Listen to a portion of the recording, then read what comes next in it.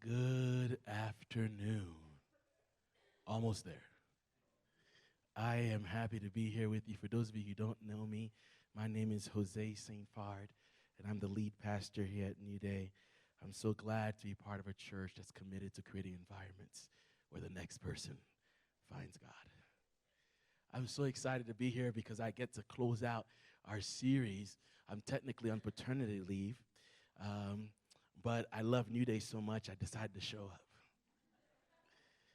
I have a brand new daughter at home. Her name is Harper Abigail Elizabeth St. Fard. And I can preach an entire series on her name. Harper means the one who plays the harp. And the harp is the instrument that brings about the manifestation of the presence of God. The harp is the only instrument that heals people mentally.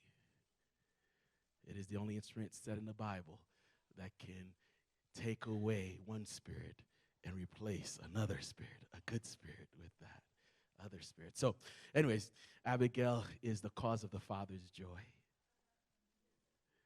And Elizabeth means consecrated to God. I believe in names. Let me tell you about your name. You are called image of God. I need you to understand that.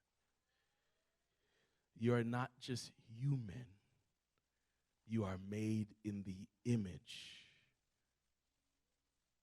of the divine being called God, who runs the universe.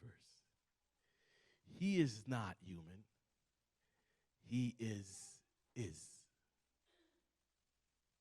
I need you to understand that.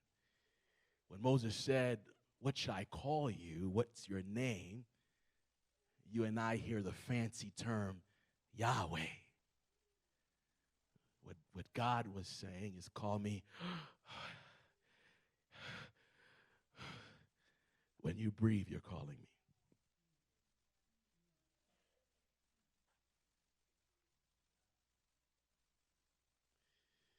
Moses said, what? I don't fully understand. He said, my name is to be. Which you and I, the English word for that is. Which is why he said to Moses, what's in your hand? He took it out, and whatever was in his hand turned into something else, because he is. He is existence. Whatever he calls it to be becomes. And then he said, I made you in my image. So much so that he calls Adam, and Adam's first assignment is, here's these things I made. What do you want to call it?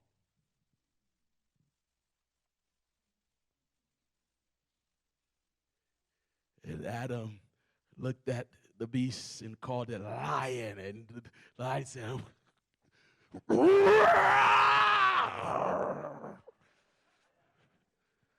I am because you called me. Did you get that? Whatever he called it, Genesis says, that is what it became.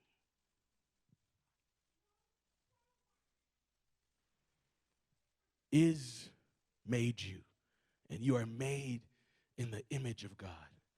Beyond being human, you are first reflector of God. God is spirit. Therefore, you are spiritual. Okay, I'm going somewhere. I'm just giving you the word bank. You know, when you're in class and the teacher gives you a couple of words, says these are the words we're going to deal with today. You don't have the sentences yet, but these are just the word bank. I'm just giving you the keys to what's going to be unlocked. You are not just human. You are made in the image of God. God is spirit. Therefore, you are spiritual. God says he is the God of the spirits of men. Spirituality is not a part of me. Spirituality is who I am. need you to understand that. Why am I saying this? Because we're dealing with this series called Overcoming Worry with Worship. And what I need you to understand is that the reason why you worry is because you are a worshiper.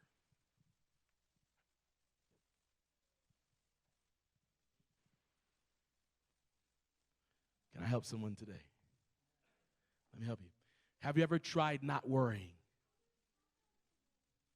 Huh? Have you ever been stuck worrying about something that you tried to not worry about anymore?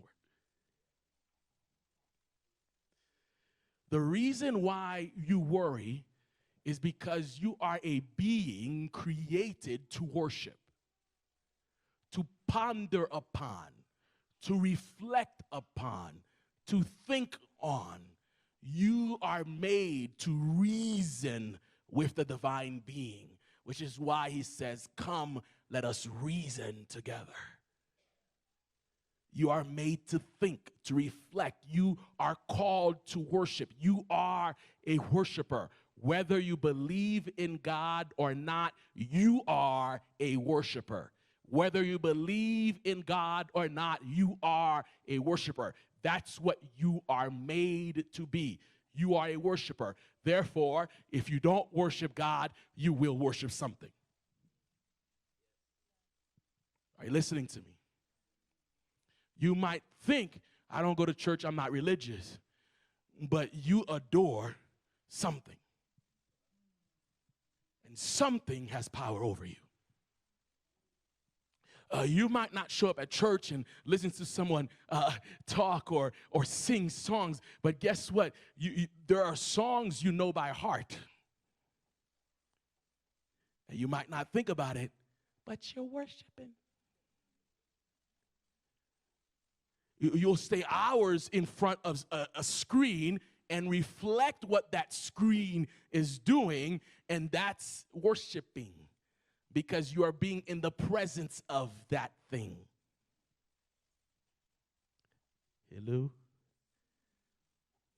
And worry is simply meditation upon your problems. Hello? When you worry, you are meditating. You might not understand that, but that's exactly what you're doing. Let me help you. You start with the problem. Then you start asking, what will this problem do to me? Then you start thinking of all the ways you can solve this problem. Then you start reflecting on how your solutions will not work. Then you start thinking about how all the other problems that will come from the solutions you just came up with. Guess what you're doing? You are reflecting upon something and thinking about it over and over again until it consumes and controls you. That's called meditation. The opposite of worry is worship. Worship is not reflecting on the problem, but reflecting on the problem solver.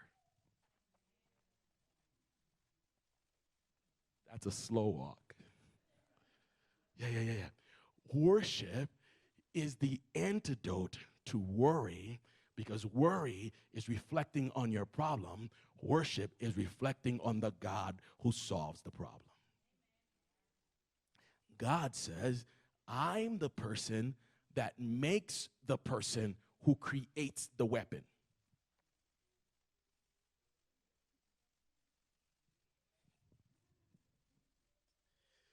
This is Isaiah 54. Go home and think about it.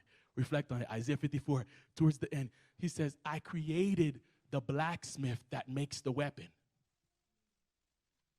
And I can assure you, no weapon he's made can fail you. He said, I made the guy who makes the thing that's trying to kill you, and I looked over at his shop. All of his weapons are weak. Did you catch it? He said, I make the blacksmith who makes the weapon, and none of his weapons can actually destroy you. So you all right? You're okay. I looked over the shop. I checked out his tools, and I realized he's got no bullets.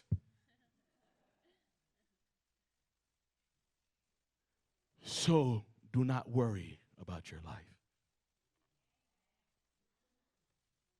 What you will eat, what you will drink. People who don't have me worry about these things. But you seek first my presence, and all these other things will be given to you as well.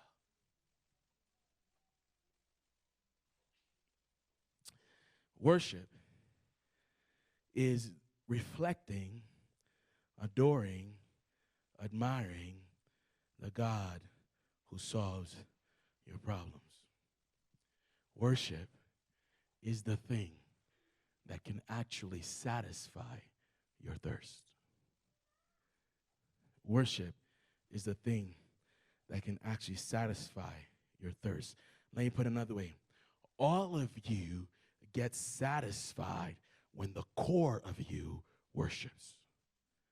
All of you gets satisfied when the core of you worships. All of you get satisfied when the core of you worships.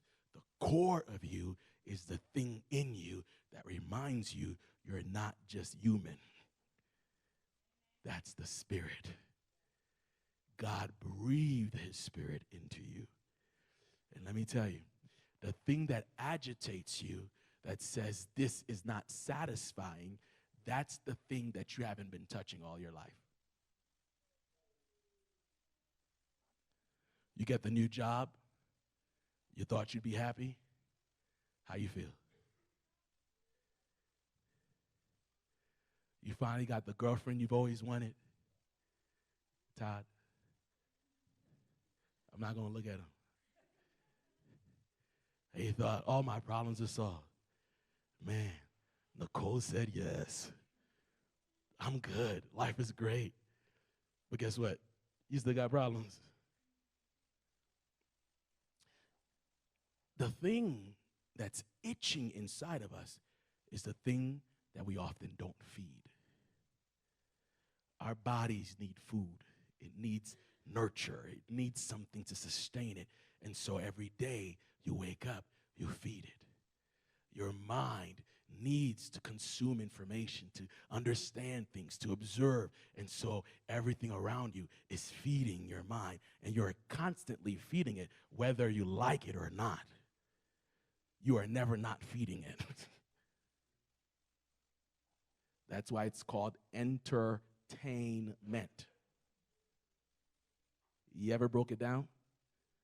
Enter, come in, tain, comes from hold together, sustain, contain, maintain. It's holding something there. Meant, it is holding something in your mind. Entertainment. There's a reason why it's called that. And there's a reason why you love it. Hello? Anyone? Because your mind needs it. Guess what happens when you feel stressed and you feel overburdened with things? You're going, I need to go watch entertainment. You need to put something in your mind. Well, guess what? You have a body, you have a mind, and you also have a spirit. And your spirit is thirsty for God. Your spirit is thirsty for God. Guess what? Guess what? Because your spirit is thirsty for God, and Jesus says that the spirit is willing, but the flesh is weak, your spirit is crying out constantly, and you think you're hungry. No, you missed it. Let me try to say it again. Watch this. Watch this. Can I be blunt here? Your spirit is crying out, I need more than what you're giving me. And you think you need to go make love. I need more than what you're giving me. And you think you need to go get a little drink. I need more than what you're giving me. And you think you need more money. It is the spirit within you crying out, I need my maker. I need God. And because you must worship something, worry comes in its place. Hello? Is anyone with me? And so we're weighed down by anxiety. We're weighed down by depression. We have a generation. I don't think I've spoken to a single 18-year-old who hasn't had depression.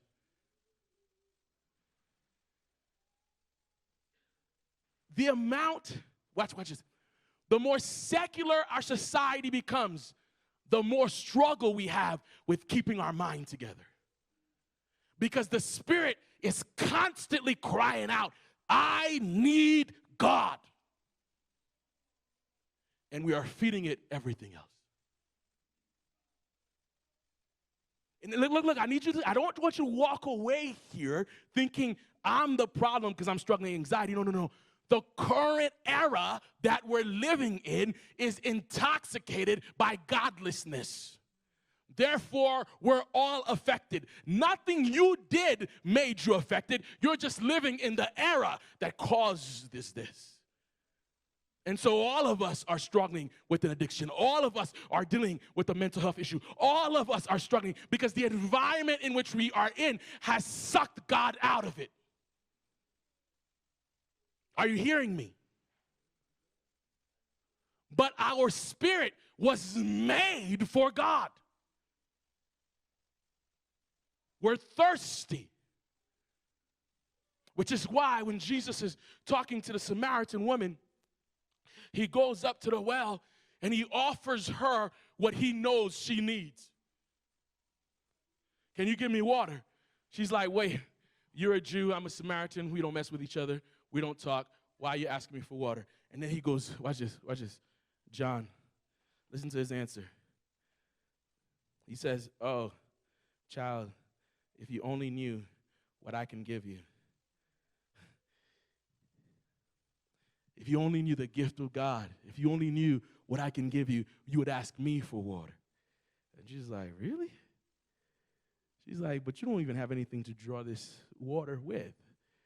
And he goes, oh, we're not talking about this water. This water is only indicating the water you truly desire. You think you're thirsty for water, but it's your spirit agitating you, telling you you need more is in your life. Help me. I told you he is. Oh, someone help me. I got a baptism to do. Someone help me. I told you he is. What is his name? Yahweh is. Everything Moses needed, he had. He said, what do you have in your hand? A rod. Okay, throw it down. Became a snake. Throw it down. It became something else. What is it? Moses is learning that as long as he has is, there will never be a time where he is unsatisfied because whatever he will need will become. Are you catching me? If I'm missing is, I only have what I already have. But my spirit needs more. So as I'm going through my journey and I'm encountering more things, I'm missing out on the things that I need because is not in me. But I was made for is to remain in me so that whatever I encounter, I can have. If I encounter something that requires a serpent, is would go, here's a serpent, even though all you got is a handkerchief. I need you to understand what I'm saying to you right now. What you're missing is not a supernatural genie who answers your prayer. What you're missing is the part of you that you were made to have from the very beginning. It is not that God is otherly and you need to cry out to him. It's that God is meant to be inside of you because you are made to be with God, like God, for God, and live through God. My son understands this. When he has a toy and it's missing something, he puts it on the ground and it doesn't work. He comes and he says, Daddy, it needs batteries.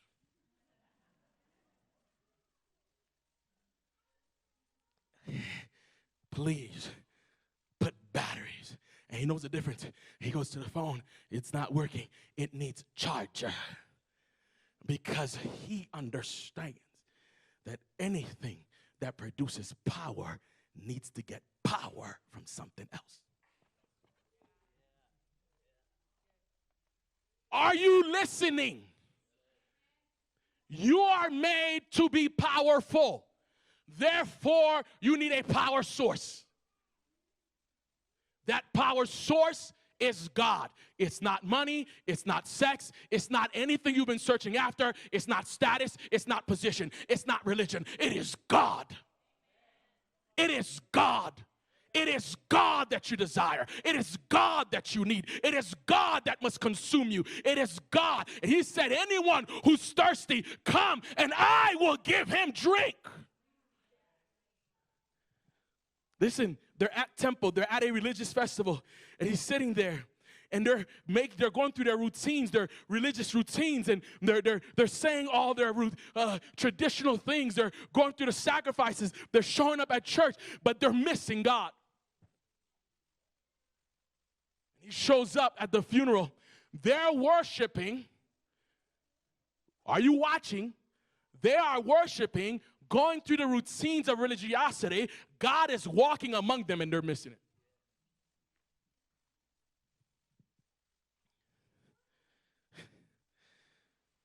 And he goes up after all their routines, all their traditions, and all the things they've done. He goes up, John 7:37, verse 38, it says, on the last and greatest day of the festival, Jesus stood and said in a loud voice, some things you can't say quietly. Why is he always yelling at me? Because it's important. Jesus did it, so I'm going to do it. Hello? Why is he so yelling? I'm not used to all this yelling. I just want someone to explain something to me, and I get it. I'm not dumb. I get what he's saying, and just because I don't say amen doesn't mean I'm not engaged. I mean, I know he's used to this certain type of style, but he has to understand, we're in Parker. This is Douglas County. We're just not used to all of that black preaching. This is the part I love the most. I love black preaching. That's why I love when black people preach. It's great. Listen. Jesus yelled this thing because it's important. It had nothing to do with style or worship or culture. It had to do with this. You need to hear it. You need to hear it. That's why I run, I jump, I scream, because I'm begging God that you hear it. I'm begging God that you hear it. I need to hear it. He said in a loud voice, He didn't keep it short. He didn't keep it simple. He said in a very loud voice, let anyone. Thank you, God. Did he say let the heterosexuals? Hello? Oh, y'all not ready. Jose, you're only on year 1.5. You need to slow down. We can still kick you out, brother. Come on. Y'all not ready. Let how many? Let the well-behaved. Let the sinless. Let those who aren't living a horrible lifestyle. Let what? Because all of us who are running after any of these things are actually looking for God. I forgot the author who said any man who's knocking on the door of a brothel is in search of God.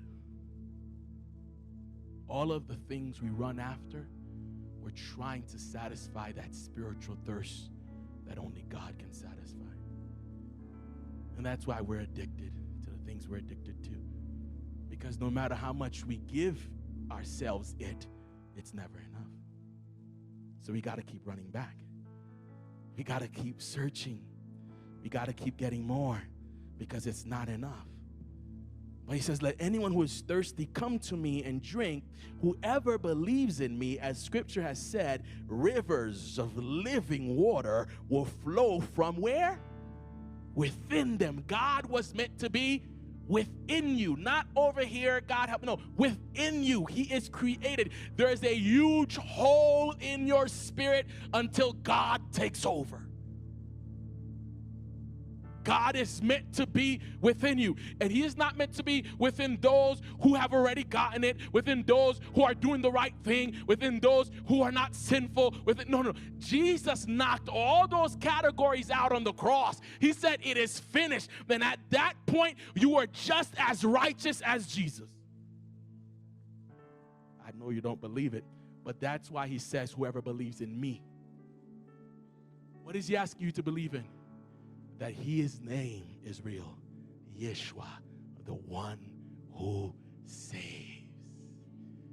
He's asking you to believe that everything you've ever needed to do to get God's attention has already been done in him. He's asking you to believe that anything you think you need to do in order to be good enough has already been accomplished in him. He wants you to understand that the list you have of things that you need to change has already been changed in him. He needs you to understand that all the things you think, I've got to do this more, and I've got to get closer to God, and I got to stop sinning, it's already finished in him. In Christ, we have every single thing we need. He is the Alpha and the Omega, the beginning and the end. And he has the key that kicks you out of hell. He is everything you've ever needed. He is. And when he walks into your life, you come on and you go, anxiety, what's up, anxiety? Hey, how you doing? I know you came back today, but I got is with me. If they can put it in a pill, it can put it in your mind. Hello? And I need you to hear me. Don't mean you don't take the pill. You better take that pill. The Lord saved me right there. You saw that? Take it. Pray over it. And let God do what he did with Moses' staff. Turn it into what you need. God is waiting to fill you. So much so, here's the thing. Here's the problem, though. Here's the problem. Can I help you?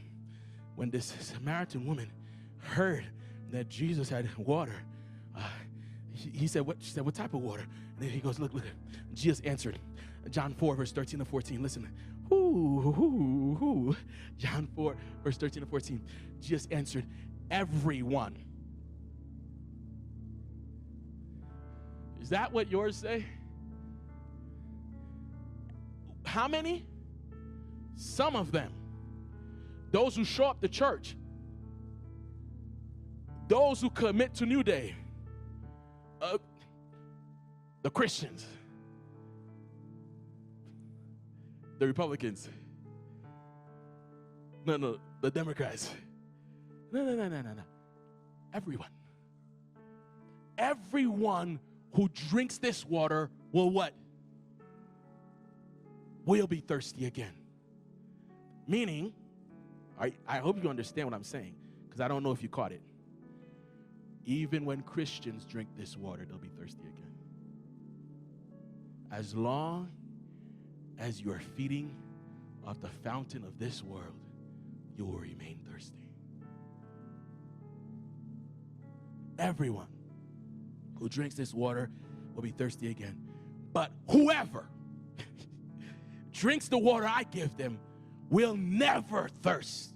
Indeed, the water I give them will become in them a spring of water welling up to eternal life. You know what the difference is between a spring and a well? A well, you got to work hard and dig to find the water. The spring, the water just comes.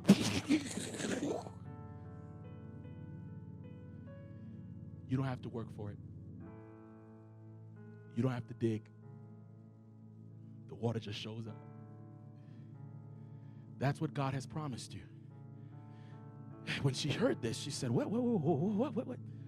The water I give them will become in them. She said, give me this water then. I want it. I need it. Please let me have it. And here's the key. Watch this. As you walk out, I want you to understand this. You know what Jesus said to her? Jesus didn't say, here. He said, go get the thing you worship now.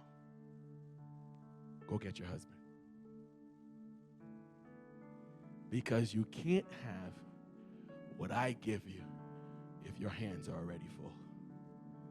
You've got to let go of the thing that's been giving you power in order to receive the power I can give you. Go get your husband and come back. Now watch this. A lot of us miss this. You're going to have to forgive me today. You're going to text some folks, tell them your lunch plan's canceled. Listen. You got to forgive me. Watch this. Watch this. Y'all ain't had me for 2 weeks. You'll be all right. Watch this. Watch this. Real quick, because I need you to catch this. Jesus tells her, go get your husband and do what? Come back. I need you to catch this. Because most of us, when we hear these messages, we think of the addiction that we haven't been able to get over. We think of the idol that we keep going back to. And we go and we say, I'm never going to come back to you again. And then it's Monday. Tuesday, you're like, I guess I'm here again. Here's the problem. Jesus never tells this woman, go get rid of your husband. He knows she can't do it. He says, go get it, bring it to me. I can handle it. Go get your husband and come back with him. That means don't show up here acting like you don't already have a source of worship. Come and bring that source to me so that I can supersede it, so I can override it, so that I can deal with it, so I can show him that I'm a bigger God, I'm a greater God, that I'm a greater source of joy, that I'm a greater source of peace, that I'm a greater source of comfort.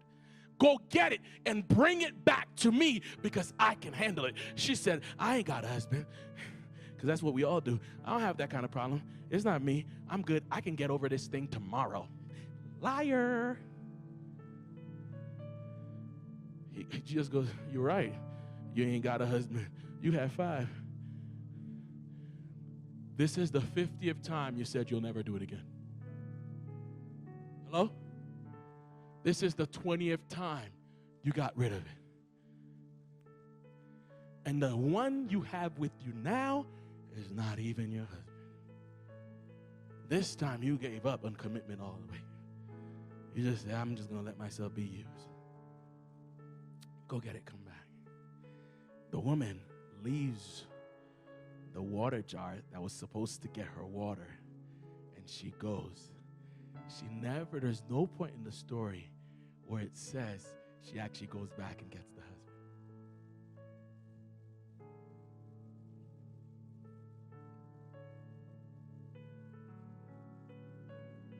The simple admission that she had one was enough for God to heal it. She walks away knowing that God can handle her God. And she goes back and starts worshiping him. She leaves the water jar, the worry jar, and she goes and says, come meet a man that told me everything I ever did. Come meet someone who knows my mess and loves me more for it. Her mess never made it back to the story. Her mess became her message. The mess became the thing God used to impact the lives of others. Whatever you're dealing with in secret is what God will use to bring light to the world.